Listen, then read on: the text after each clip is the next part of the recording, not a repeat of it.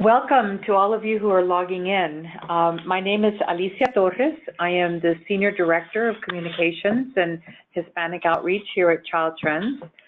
On behalf of Child Trends, I'd like to welcome all of you today to this webinar on our recently released report, Making the Grade, a Progress Report and Next Steps for Integrated Student Support. As you may know, Child Trends is a nonprofit, nonpartisan research center based in the DC area. Our mission is to improve the lives and prospects of children and youth by conducting high-quality, relevant research. And we make sure that that research makes it into the hands of people who can use it to make a difference in the lives of children and families.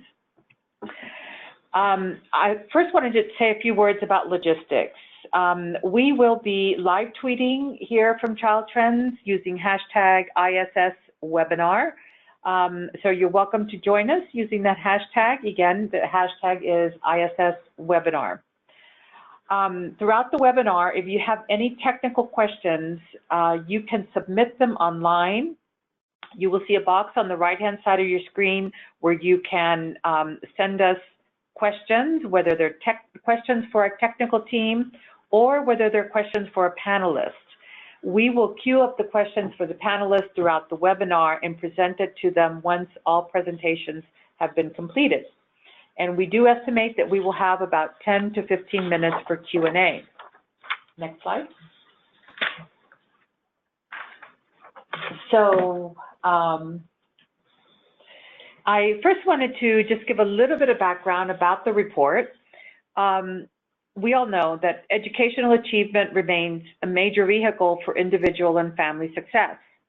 However, although high school graduation rates have risen over the past decade, the United States still lags behind other countries, as do large disparities that persist in academic outcomes. In 2014, Child Trends took a close look at a model that was rapidly expanding throughout the country. That aims to bolster academic performance by addressing both student, academic, and non-academic needs. That model was the Integrated Student Supports model. That report we produced in 2014 received a lot of attention throughout the country and among policymakers, practitioners, and researchers. And we realized that a lot has changed since that report was released. Not only are ISS models now available in all 50 states, but ISS has been codified into law through the Every Student Succeeds Act, which explicitly encourages the use of ISS models. It also makes available new federal dollars for states. That the ESSA basically also makes available new federal dollars for states that can use it to be able to implement ISS models in their particular states. So last year, with the generous support of AT&T, next slide, Child Trends updated our earlier report examining the growing body of evidence for ISS models. What do we know today about ISS? What don't we know? And what does this mean for stakeholders? The results are optimistic, as you will hear from our researchers, especially when ISS models are implemented with high quality. The report is also an important resource for states as they decide how to best invest these newly available dollars to advance education equity by implementing ISS models, building community schools, implementing wraparound supports, or embedding ISS in school accountability. And we're very fortunate to have, as discussants, representatives from the education departments from 2 different states. So now I will introduce the speakers in the order in which they will be speaking. Today, you will first hear from Kellem Butts, who is the AT&T Director of Charitable Operations. He oversees the operation of AT&T's educational contribution programs, including the signature initiative, AT&T Aspire. This $450 million investment aims to help more students graduate from high school ready for careers in college. Then you're going to hear about the report from the authors of the report. Kristen Anderson Moore, who is the Senior Scholar and past President of Child Trends, Dr. Moore is an internationally recognized social psychologist with more than 40 years of experience studying and improving child and family well-being. She will be joined by our colleague, Hannah Lantos, who is a research scientist here in the Youth Development Program. Dr. Lantos comes with a public health background, and her research focuses primarily on the health and well-being of adolescents. As discussants, we are very fortunate to have our first discussant will be Andrea Cobb, who is the Executive Director of the Center for the Improvement of Student Learning within Washington State's Office of Superintendent of Public Instruction. There, she leads the agency's effort in applying a research-informed approach aimed at closing educational gaps. Next are discussants from the Pennsylvania Department of Education. Samantha Cook serves as Policy Director for the Pennsylvania Department of Education. Her portfolio includes planning and implementation of Every Student Succeeds Act. She will be joined by Sam Smith, who is Special Assistant to the Secretary of Education. She is responsible for facilitation of special projects on behalf of the Secretary, including meeting the holistic needs of youth and families to promote academic success. So with that, I will turn it over to Kalem for our introductory remarks. Great, thanks, Alicia. Thanks for having me here today.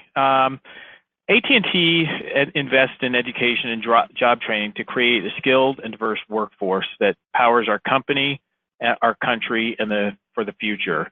And why is that? Because we fill a lot of jobs. In 2016, we had to fill about 40,000 jobs. So we need a young, diverse, capable workforce, and they've got to be ready to start from day one. And we're not alone. There are businesses all over the country and around the world that are eager to find qualified employees with training and education they need to compete in the fast-paced global economy. So when we support education, we feel we're making our communities stronger, safer, and more economically viable. That's why education has been a priority for AT&T for more than a century, although I've not been involved for that long, just about 17 years.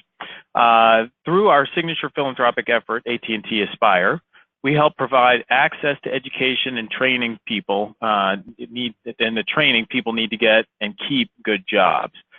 That includes supporting programs that have demonstrated success in increasing our nation's high school graduation rate. It's a critical step in developing our talent pipeline and for society. With that, we engage our employees and team up with leading organizations that are on the front lines working with students every single day, many of whom provide integrated student supports, ISS. Together, we're all working towards the Grad Nation campaign goal of achieving a 90% national high school graduation rate by 2020. Today, through the class of 2017 or 2015, I think it is, possibly 2016, we're sitting at 84.1, so we still have some work to do. To reach the goal, we need to make sure that we're investing in organizations using evidence-based approaches to help students thrive and graduate ready for the future.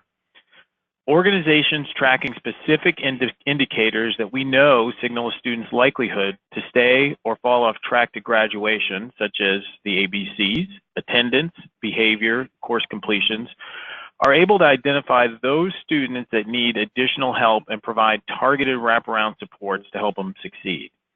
So why is the ISS important to AT&T and why would we invest? Well, first of all, ISS relies on 5 key attributes, which you'll hear about more later, but I'm telling you right now. Coordinated student support, community partnerships, integration with schools, data tracking, and needs assessment. So these are all evidence-based attributes and therefore important to us at AT&T. Child Trends is proving the efficacy of the model, although we understand there's still work to do, but they're starting down that path and they're moving in that direction. We find that some of those findings that are critical to us or important to us, the ROI data, return on investment. We love the fact that they can show that for each dollar invested, you find a yield of between $3 and $14. Positive data on long-term earning potential for our young people. And again, emphasis on the ABCs: attendance, behavior, and coursework. So we're also really pleased to see that the ISS model has been included in the latest round of SF. So that's why we're involved in this, and why we're interested in it, and why we've supported it. So with that, I will hand it off to Dr. Chris Moore to take it from here. Thank you. Great, thank you. Thank you, Alicia and Callum. I want to start by providing an overview of Childtrend's presentation. We will first describe the field of integrated student supports, or ISS is what we're going to call it, to answer question 1, what is the ISS model? Then we will describe our approach to the review and move on quickly to share key findings from the review and identify gaps in the available research. Finally, we'll discuss recommendations for the ISS field in light of our review of research and evaluation and our interviews with school principals. In this first section, we'll describe the ISS model and discuss why it is important to study integrated student supports. So the definition is shown here. Integrated student supports are a school-based approach to promoting students' academic success by developing or securing and coordinating supports that target academic and non-academic barriers to achievement. These initiatives are sometimes called community schools and wraparound supports, as well as integrated student supports models. ISS models help schools connect struggling children with the supports needed by the student or their family. This may be tutoring, but it may also be secure housing, medical care, food assistance, or counseling. While these supports are vital components of community efforts on behalf of children and families, they also further our nation's collective efforts to close educational opportunity gaps, raise graduation rates, and better compete on the international stage.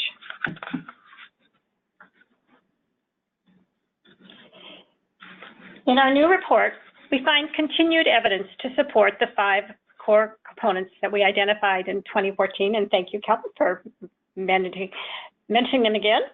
They're shown in this figure. First, a needs assessment to understand the needs of students and families in the school. Second, coordination of student supports, a school-based staff member or team who oversees services for a student or a family.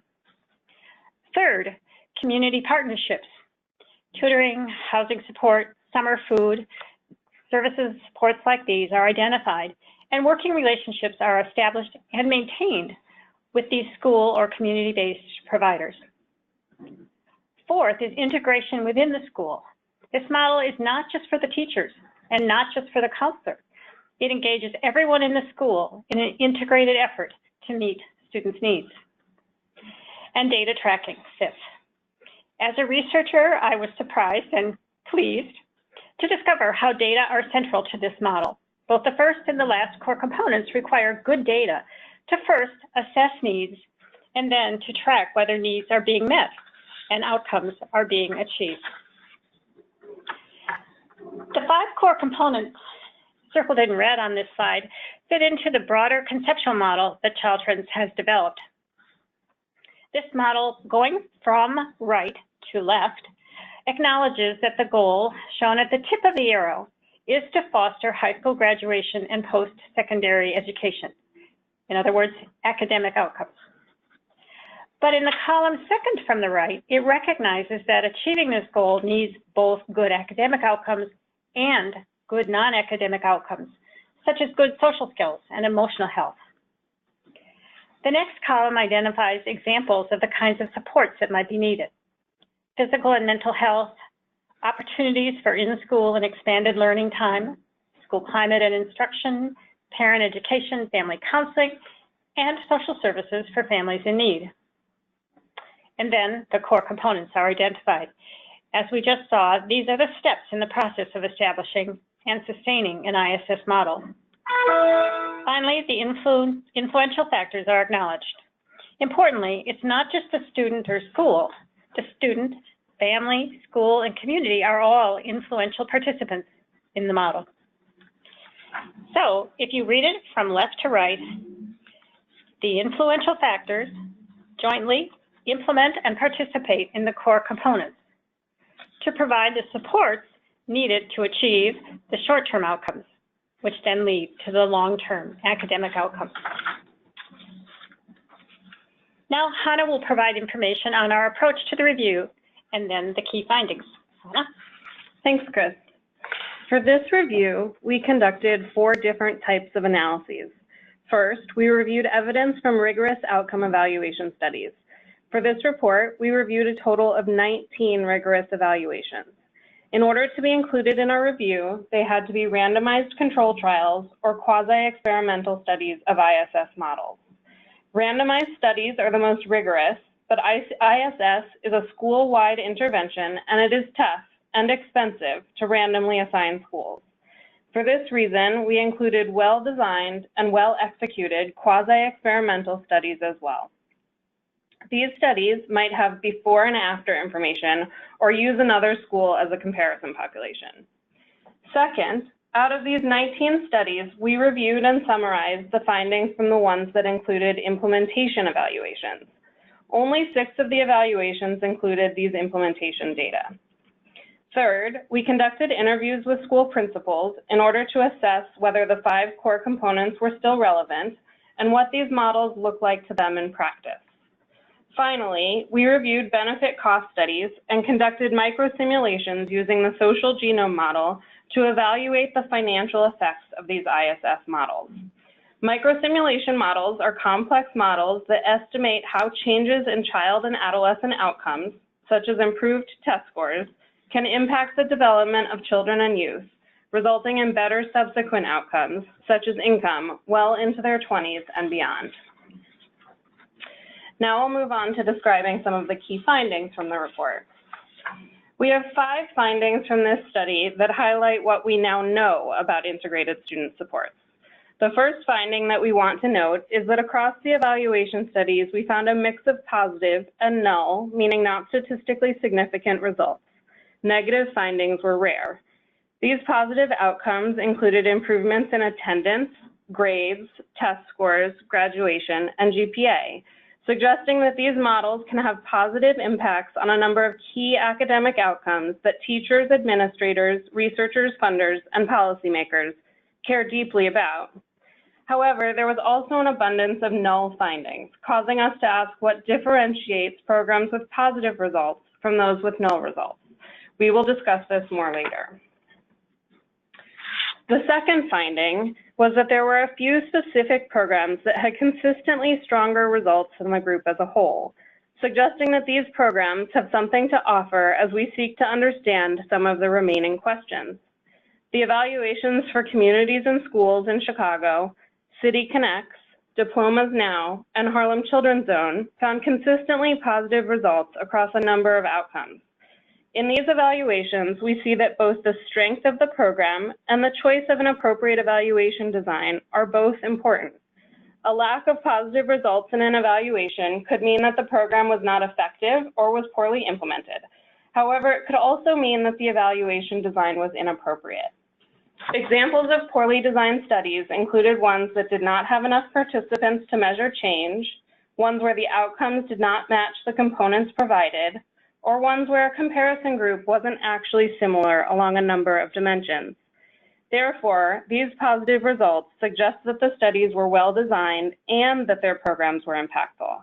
These 4 programs had well-designed studies and found positive impacts. Well, a third key finding is that this approach is cost-effective. An important question when it comes to any intervention is what the cost of the program is relative to its benefits. We reviewed 4 benefit cost studies and found, as Cal noted, that for every dollar invested, there was a return of between $3 and $4 back. The one new benefit cost analysis added in a key criteria, which we thought to be very important. Specifically, they added in the cost of services. Many of the benefit cost analyses of ISS models assume that sufficient services already exist and are available for children in the community. However, this may not always be true. The newest benefit cost analysis added in costs for service provision at the community level, which is the most conservative estimate, and they still found a positive return on investment. We supplemented the reviews of the benefit cost studies with a quantitative microsimulation using the social genome model. The social genome model follows students from adolescence into their 20s and estimates earnings increases based on the impact of attending a school implementing ISS. We used the estimated improvements in math scores, graduation rates, teen pregnancy, and incarceration, and found that these improvements in turn led to modest increases in incomes by the late 20s. This suggests that participation in an effective ISS model can have long-term and sustained impacts on a student. A fourth conclusion is just how strongly existing theory and research on child development supports a model like ISS.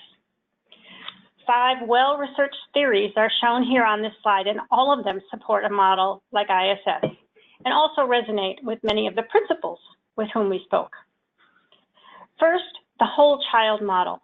This model recognizes that children's health, behavior, emotional, and academics are all important for children's development, and they affect one another. Having good health, for example, being able to see the blackboard, affects students' school success. Second, the ecological approach. ISS is consistent with models that acknowledge the unique ways in which child, family, school, and community level factors all contribute to each student's academic success. Third is the life course perspective. ISS recognizes that earlier educational experiences, including academic and non-academic school experiences, affect children's later accomplishments. Fourth, the child-centered approach. ISS recognizes that programs should focus on students' needs rather than those of the school or the adults in the school. It acknowledges the value of tailoring interventions and approaches to the needs of each individual and unique student. And fifth, positive youth development. This approach focuses on the strengths and successes of youth and recognizes that positive and supportive approaches to working with children and youth are more effective than the negative, punitive, or didactic approaches so often used. Finally, our fifth and final key finding related to what we now know following this review is that we consistently see that the quality of implementation matters. The 6 implementation studies reviewed in the report highlighted that different components of implementation matter. These ranged from higher teacher-to-student ratios or a designated staff coordinator to fidelity to a defined model. And we saw across these studies that higher quality implementation was usually associated with better outcomes. Now we'll move on to describe some of the remaining questions that came up from this report. Although we know that high quality implementation matters, we don't know exactly what that looks like. Because each of the implementation studies measured implementation differently, we have not been able to define what it is that makes one program effective and another one not effective. One thing we do know is that high quality implementation requires resources, and we repeatedly heard that from the principals that we interviewed. For example, adequate resources are clearly required to carry out a needs assessment, coordinate with community providers, collect data, and develop programming to meet needs that are unaddressed elsewhere. Additionally, we do not often know how these are best administered. For example, should they be provided at school, or does a referral process work? What's the best process for linking a child to supports once their needs are identified? School staff and principals may move forward with this work because they see children in need, but doing it well over time requires dedicated ISS staff. In fact, in larger schools, more than one staff member might be needed. Without staff who can dedicate their time to making the core components happen, these models are difficult to build and sustain. Other critical elements may include staff who are committed to the ISS student-centered approach, the use of data to identify needs and monitor progress, a supportive and violence-free school, and the provision of services to students and even to their families when barriers undermine learning. But right now, we don't know how the core components are best delivered. This is what both funders and practitioners desperately want to know. And another remaining question is, what are the specific concrete elements that are needed in an ISS model? For example, here in the large green box, You need to go forward one more. you see some of the specific supports that might fall under the physical and mental health supports box. We know that healthcare, dental care, mental health care, eyeglasses, and food and nutrition are important components of the physical and mental health supports. However, we do not know if we are missing anything else under this category. Interviews with principals suggest that having a coordinator dedicated to integration and coordination can make the difference between high and low impact for an ISS model in a school. However, these questions remain unanswered quantitatively because most evaluations do not include implementation variables in their analyses to help us understand more about the specific mechanisms that are at work. Finally, we think that these ISS models should have an impact on non-academic outcomes, but the non-academic outcomes are almost never tracked in the evaluations. For example, a student's health may be important to whether or not they ultimately graduate from high school. And even though many of the ISS programs are providing supports to non-academic outcomes, such as health or hunger, they do not tend to measure these outcomes in evaluations. Examples of some of these non-academic outcomes are included in the red box on this slide. These might include student engagement, students' relationships with teachers, or students' self-regulation, all of which are critical to their academic success. We need to make sure to include these variables in studies going forward fully and consistently to help the field understand exactly what is required and how the model works. In sum,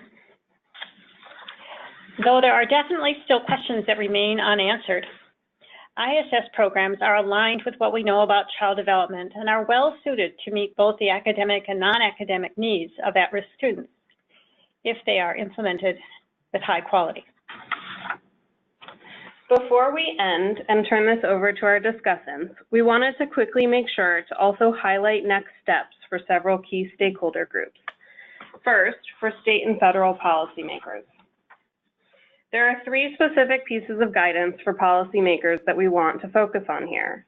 First, they can issue guidance to schools and school districts to clarify how to appropriately link or braid funding streams to support the range of services needed for ISS implementation, including Medicaid, housing assistance, temporary assistance for needy families, ESSA's student support and academic enrichment program, or other funding streams.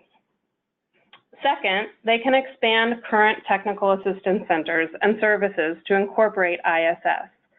Such initiatives would complement current federal programs like the Promised Neighborhoods or technical assistance centers such as the Technical Assistance Center for Positive Behavioral Interventions and Supports. Third, policymakers can target initial ISS implementation supports to schools identified for comprehensive support and improvement and/or targeted support and improvement. Given the resources and supports needed to implement ISS, these should be marshaled in service of the schools and students that need it most. We also have guidance for practitioners at the district level. District officials, principals, and teachers now have further evidence that ISS models work, and the research says that it is time to move forward in thinking concretely about ISS models in schools. In order to think more concretely, district leaders and principals should start to develop ISS plans that lay out and document how schools will begin to integrate and coordinate to serve students' non-academic needs.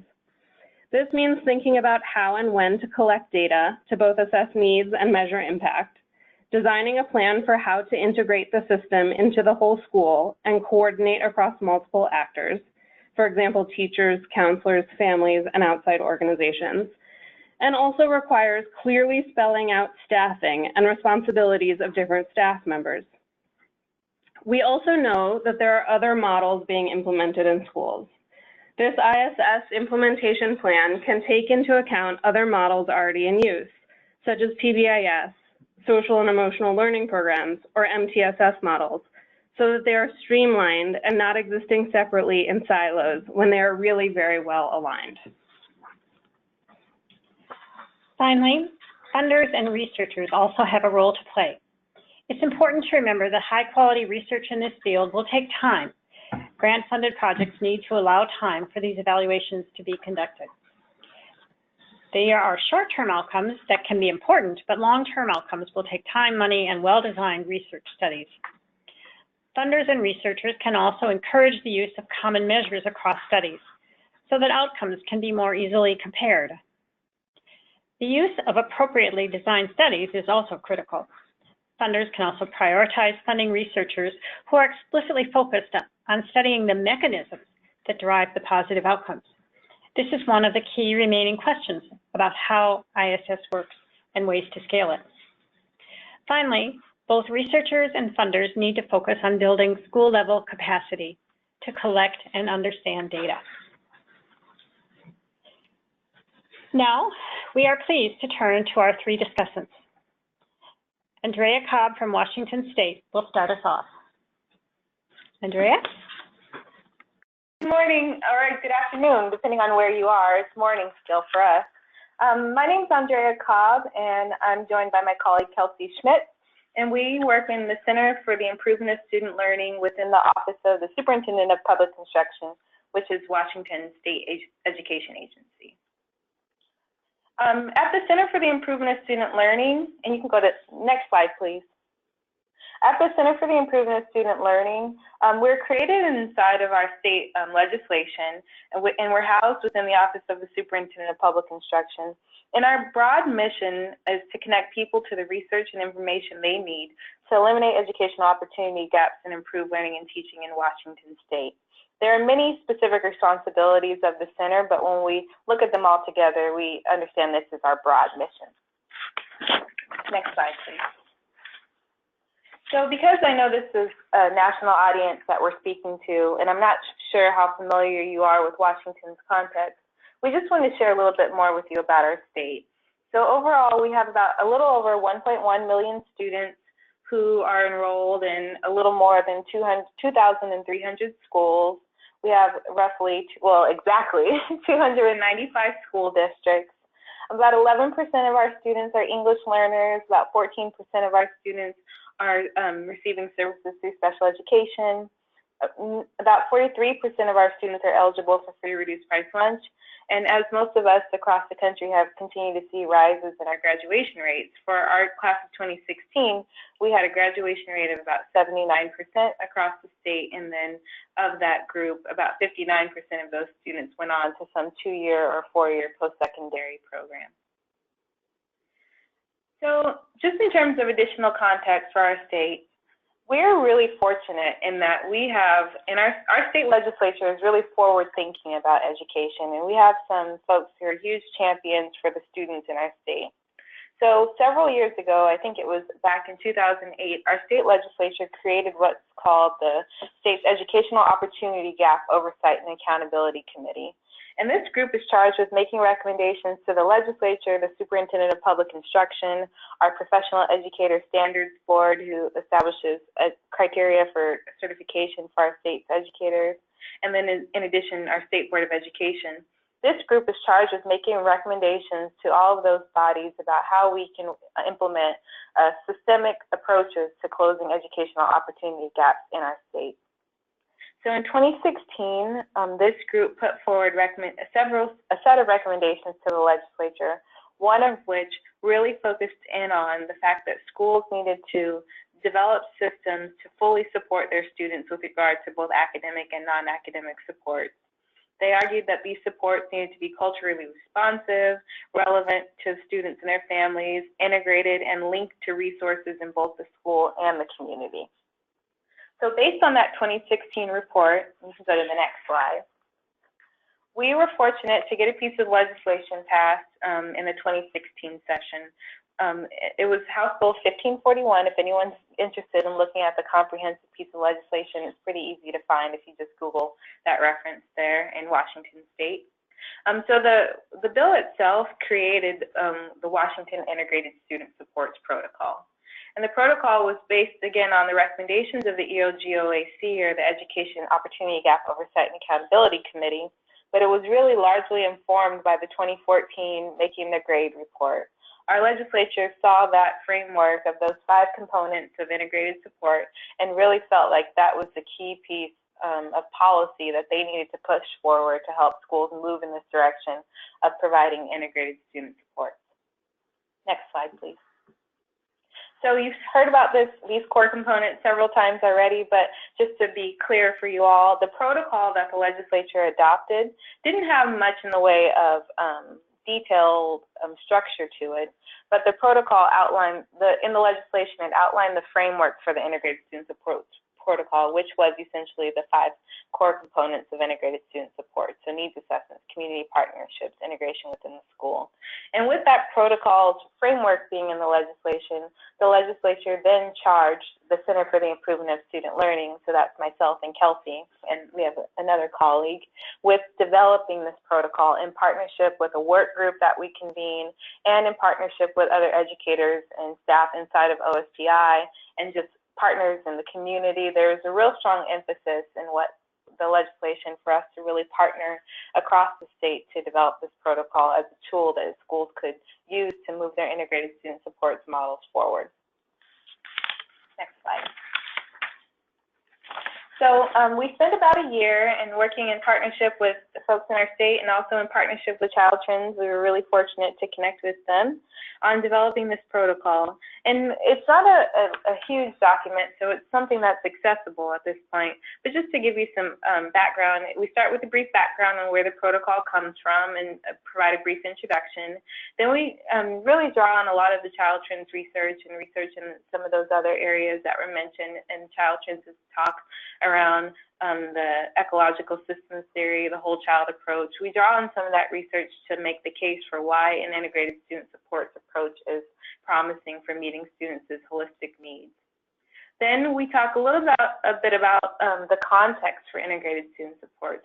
From what we were able to glean from our work, the core components of integrated student supports were clear. But what we came to understand was it's not just a matter of implementing those components. It's also a matter of creating in both the school and the community a context that really supports this way of working collaboratively and communicating with one another across sectors. So we outline a few features of what we call an enabling context. Then for each of the components of integrated student supports, we identify some of what we think are essential practices within each of those components to try to point our schools in the direction of what are some of the things that you need to be considering with regard to needs assessments or with regard to community partnerships. And then from there, we kind of finish the document with some things that we've identified that are successful elements of community partnerships or elements of using needs assessments, team structures. So what generally are some ways that you can think about measuring the implementation of your integrated student supports model and what kind of some success features are that you should be looking forward to the future. Next slide, please. So while we were developing the integrated student supports protocol, as I said, we had an opportunity to engage with stakeholders across our state. And I really want to hone in on some 2 key lessons learned in our work. So this is something that you already know from hearing the comments from Child Trends earlier, but it was a point that we needed to make clear to our members of our legislature and to schools and district staff is that integrated student supports isn't a brand new idea. It builds off of decades of work in community partnerships and school improvement and lots of areas of research around school improvement generally. So we really wanted to hone in for our schools and districts who are getting started with this work that there's a lot we do know about the various components of the integrated student supports model. So there's a lot of resources that they can draw off of. You don't feel like they need to and we don't want them to think that they're starting from scratch. And as evidence of that, in our work with schools and districts across the state, we found that there were some elements of integrated student supports being implemented already. So that might be in the form of a comprehensive, integrated, multi-tiered system of support that's addressing behavior, academic response to intervention, and connecting to the community already to provide students and their families with other supports. So we did find some evidence of those models. Some people are partnering with communities and schools in our state to implement integrated student support. There are lots of really strong district-led examples of family and community resource centers, partnerships with housing authorities. So there are a lot of these efforts already underway in schools in our state. So we tried to communicate that to our legislature as well, that our schools are already doing some of this. They just need additional support to connect these efforts that might be implemented in disparate ways within the school or within the district, and they need some additional resources to provide stable funding and coordination support for these efforts as well. Next slide, please. So I know I don't have a ton of time, but I just want to briefly hone in on one thing that we, on a part of the protocol, because we didn't have time to go into detail to the whole document, but this is something that we developed and we think is really important as schools are getting started or thinking about refining or scaling up the work that they're already doing. So when I talked briefly about that enabling school and community context, and this is our effort to try to visualize those features that we talked about. So we believe that with implementing these models, it really starts with leadership, and leadership needs to be threaded throughout both the school and community efforts in both formal leadership roles and informal leadership roles. But then there are these cultural features of implementing these models that need to be in place or cultivated along the way. You have to have a vision for working in this way. You have to get the buy-in and support of staff. Be working on creating that positive culture and climate from the moment students step on the bus until the time they leave the Boys and Girls Club at the end of the day. And just generally, there needs to be a culture of high expectations for students and their families. And then structurally, you need to have a stable funding source to be working towards identifying a set of stable funding sources. That students need to have opportunities to learn in multiple contexts. There needs to be support for collaboration, so opportunities for people to work together, to plan, and good communication protocols. Teams need to have an opportunity and time to convene and work together. Educators need access to ongoing professional learning, and there just needs to be a strong tier 1 or core support in academics and behavior and other social emotional supports in place that the integrated student supports model can build off of. So next slide, please. So finally, I just want to say that as we think about moving this work forward with direction from our state legislature and in partnership with staff across our agency, we have really started to think about integrated student support as our what, or so what we're aiming for, an integrated system that provides students with access to non-academic and academic support in partnership with their communities. But when we think about how, we're really trying to think about this in the context of a comprehensive, integrated, multi-tiered system of support. So we're striving for integration within the context of a larger MTSS. So that's the work that we're doing moving forward in Washington State, and we just keep trying to find ways to collaborate across our sectors within our agency and with community partners and families to better support our students and meet their needs. And with that, I'll pass it off to Pennsylvania.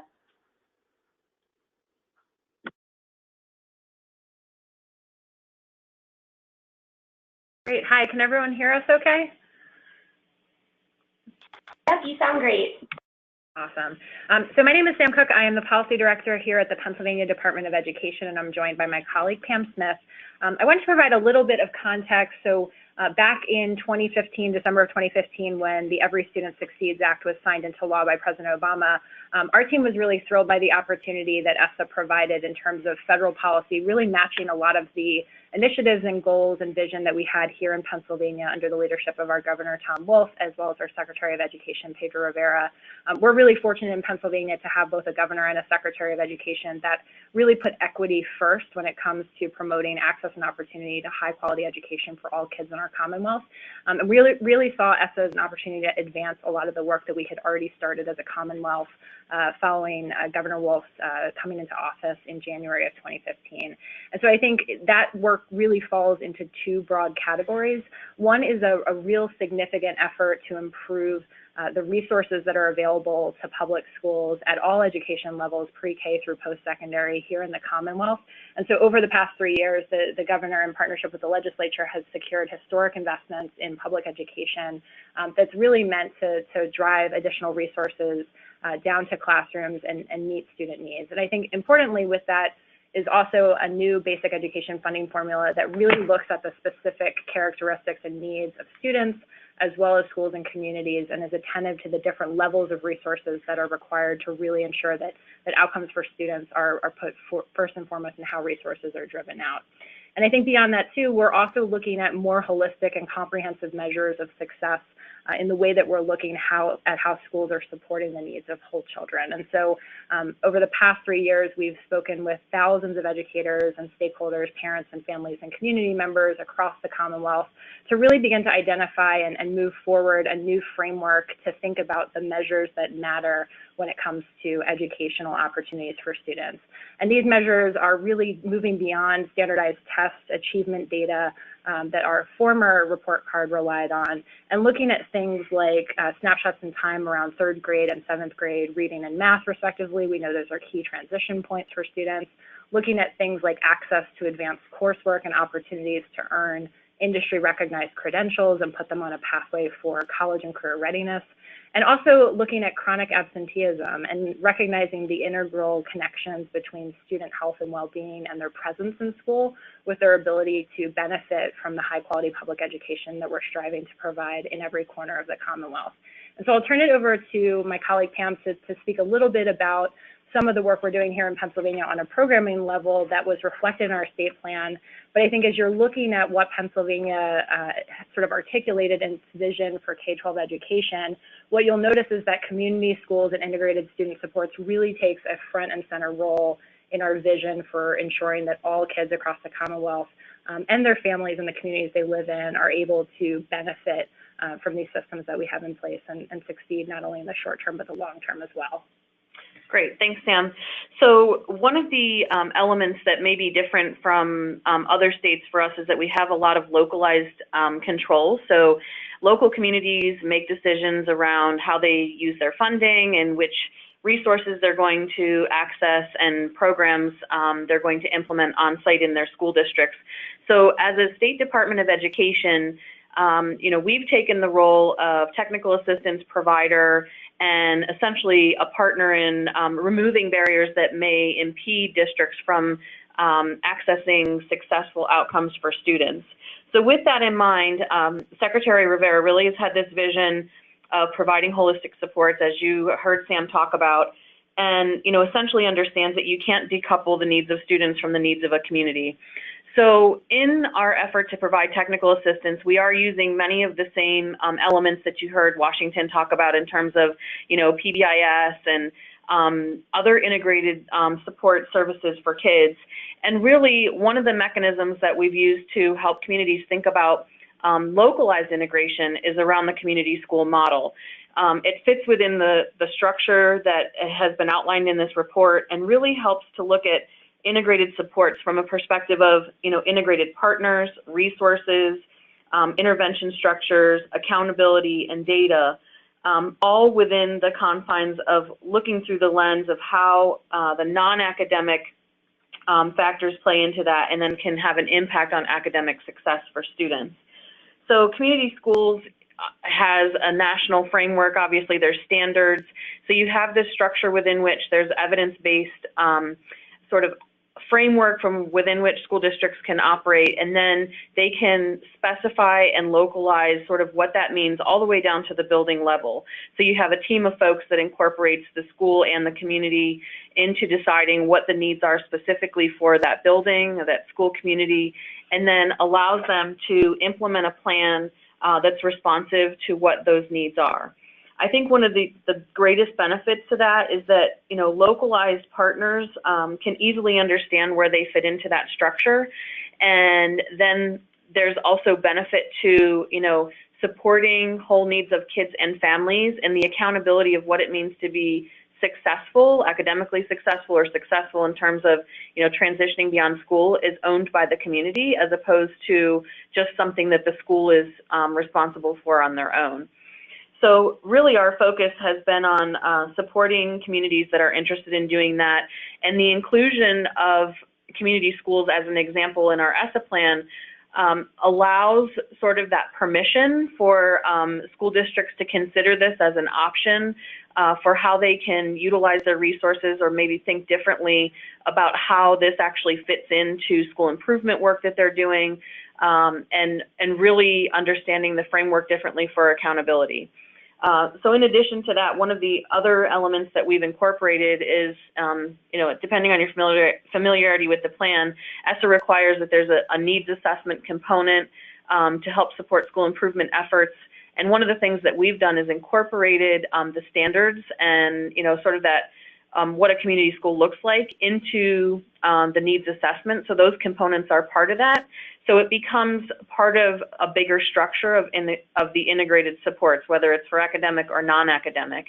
And for us, that's really important. And the fit into the MTSS structure also will ensure that it's not seen as a separate program, but it's part of sort of a more comprehensive way at looking at supporting kids in buildings and across districts. And with that, I'll turn it back so we can be part of the question and answer period. Wonderful. This is Alicia at Child Trends, and thank you all the panelists, for your presentations. We have gotten several questions that have come in.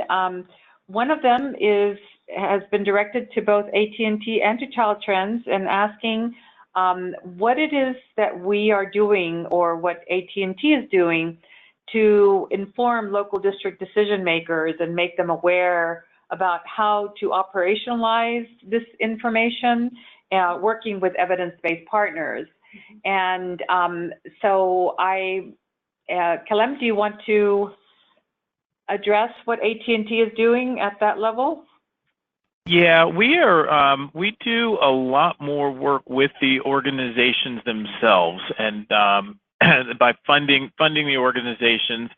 So we're not really working with local municipalities as much to inform them of what we're doing. But I think they understand what the types of programs that we support based on what they see. So I don't know if I'm answering the question very well, because it's not there's not a lot of direct interaction that we do with the local district specifically about ISS. Right, but you're basically supporting programs that are implementing the model locally. Correct. Children. Yes, and on a broad basis. Yes. Yes, and I would say, as Chris Moore just mentioned, also the support for Child Trends to do this research and to convene this webinar where we were able to bridge and bring on both the research, what it says, and also have our great participants and discussants from the states themselves directly. I don't know if Chris wants to add to this. Yeah, I mean, I was very pleased to hear mention of the core components, so people are clearly picking up some of the ideas that we gleaned from the research and using them to design their programs. There are a couple things that came across very clearly. One is the need for a staff person in the school. The principal cannot do this alone. Another thing is the need for resources. Rarely are they able to do it on the existing resources. So we're talking about meeting additional important needs. But I think, as we noted in our talks, there are a lot of the details, the mechanisms, the what and the how, that at this point in time are pretty unclear. And we certainly heard that from the principals we interviewed. They wanted to know, what exactly should we do? You know, they have limited budgets, and so they wanted research-based information in order to choose. And I think that is the next generation of evaluation studies, where we have common measures of non-academic outcomes, and we can figure out how to exactly implement these programs with quality. Mm-hmm. Yeah, thank you, Chris. Yeah, yeah. So we are getting some questions in for the states, the representatives from the Departments of Education who have joined us. Questions regarding and I'll mention a few of them, but you know, so if a state wants to move towards implementing ISS models, what are the first steps do they kind of need to consider? you know, also another question came in about, well, what if schools are already offering student supports? How can they add ISS to the mix without causing confusion? And another one that's along the same lines, which is, you know, are there, for example, coaching that's available that is being supported by districts or by private foundations that they can implement at the local level to be able to kickstart these kinds of ISS models, the implementation of these. So, so with that, I don't know if, Andrea, you want to take the first stab at addressing those questions? Sure. I think the question of a starting point always depends on where a school or district is at. And so the starting point, again, I think really depends. But and thinking about the question about other frameworks, other models that might be implemented, and making sure that it's clear that those are the connections between them are drawn. I think that it's really important work to be done, like mapping your existing the frameworks that you're operating based off of, if that includes your teacher and principal evaluation frameworks, or if you have a really strong state level or district level initiative around PBIS or an MTSS initiative. I think it's really important to map those things and figure out the intersections, because they all are really working probably towards the same end. But generally, regardless of where a school or district is at, I think the value of really doing a comprehensive needs assessment can't be understated, and including a broad set of stakeholders in that process to really get a handle on the greatest needs in the community and in the school, and to then engage in some process around prioritizing those needs and doing that whole root cause analysis. I think once you do some of that work, it really points you in a direction of maybe a starting point, or maybe the area to really focus in on, and then building partnerships around addressing that need. I think when you do that assessment and you're able to get clear about a specific area of focus or specific area in which you need to build capacity, it might help the start become more manageable. Thank you, Andrea. So Sam and Pam, do you have something to add from your experiences in Pennsylvania? Also to the question of, you know, funding, is there any funding out there or programs that are providing these kinds of services when it has not yet kickstarted in the state through legislation? Right, so in Pennsylvania, we've had opportunity for technical assistance through a couple of different arms that we partner with. We have an intermediate unit and another organization that provides training and technical assistance.